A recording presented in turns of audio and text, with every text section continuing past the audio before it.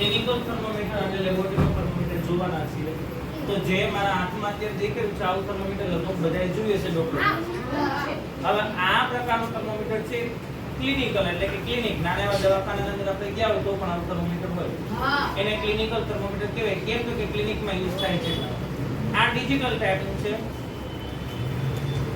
એના સિવાય મેં બીજું હમણાં બતાવીશ કે જે પારો એટલે કે મર્ક્યુરી વાળું થર્મોમીટર છે.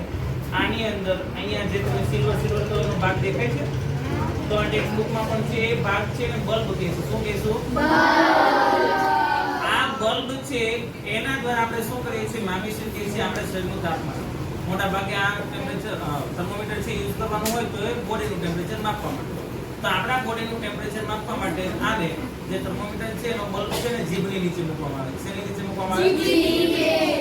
અને ત્યારબાદ એકાદ મિનિટ સુધી ત્યાં અંદર મોઢાની જીભની નીચે રાખીને ત્યારબાદ ડોક્ટર છે આપણા હાથમાં એના હાથમાં લઈને ચેક કરશે કે આની અંદર કેટલા નંબર બતાવે છે.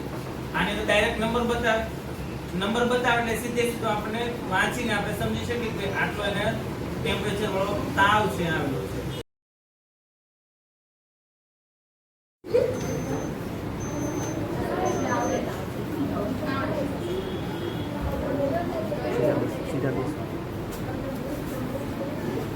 મિત્રો આ જોઈ શકો છો કે જે થર્મોમીટર કાચની નળી દ્વારા બનાવેલું છે એ લેબોરેટરી થર્મોમીટર છે. લેબોરેટરીની અંદર અલગ અલગ પ્રકારના તાપમાનને લગતા પ્રયોગો કરવા માટે વપરાય.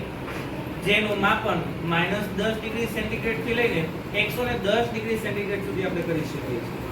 તો મારી પાસે ઠંડુ પાણી છે ગ્લાસની અંદર. માપન પણ જોઈશું, રીડિંગ પણ જોઈશું કેવી રીતે રીડિંગ લેવાય.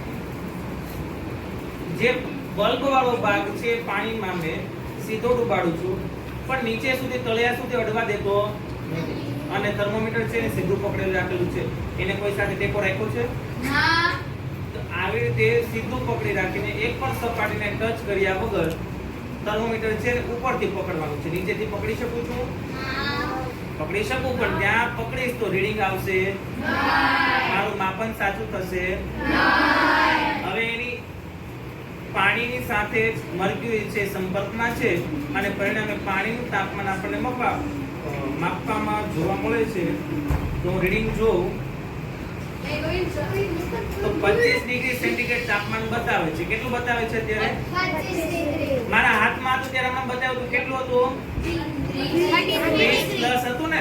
અત્યારે પાણીની અંદર ડુબાડ્યું તો પાણીની અંદરનું તાપમાન છે પાણીનું જેટલું તાપમાન છે બતાવે તો પાણીનું તાપમાન 25 ડિગ્રી બતાવે. રીડિંગ લેવા માટે સૌથી પહેલા તેને પકડવાની સાચી રીત ખબર હોવી જોઈએ.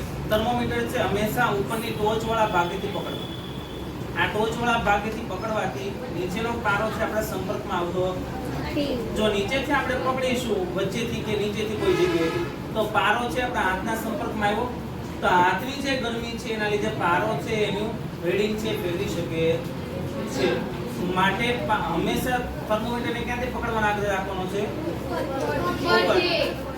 યુઝ કર્યા પછી જે રીડિંગ બતાવે છે હમણાં 25 ડિગ્રી સેન્ટીગ્રેડ બતાવ્યું આપણે પાણીમાં તો માપન કરવું છે તો પાણીની અંદર જ આપણે શું રાખવાનું છે? થર્મોમીટર રાખવાનું છે અને ત્યાંથી એકદમ આપણી સામે સીધું સ્ટ્રેટ નજરની સામે જે માપન છે આવે એ રીતે રાખવાનું થર્મોમીટરને. ત્યારબાદ એના જે કાપા છે એમાં તો 30 થી લઈને 40 સુધીમાં 10 કાપાઓ બતાવે. તો આપણી સ્કેલ પ્રમાણે જે શું થાય છે રીડિંગ લેવામાં આવે છે. જે સાદી સ્કેલ આપણે વાપરતા હોય ને ફૂટપટ્ટી જેને કહો એવી રીતે જ રીડિંગ લેવામાં આવે. 35 થી 36 વચ્ચે કેટલા કાપા છે? ટોટલ 10. કેટલા ખાના છે? ટોટલ 35 થી લઈને 36 વચ્ચે ટોટલ 10 ખાના છે. તો એક ખાનાનું મૂલ્ય કેટલું? 35 થી 36 વચ્ચે ડિફરન્સ કેટલો? 1. એટલે કે 36 - 35 કરીએ તો કેટલા આવશે? 1. અને વચ્ચે કાપા કેટલા છે? ટોટલ 10. આનો ભાગાકાર કરીએ તો આપણી પાસે આવશે જવાબ 0.1.